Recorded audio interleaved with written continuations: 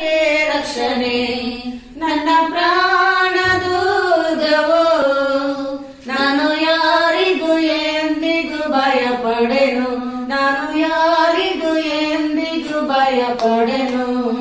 ಯೆಹೋವಾ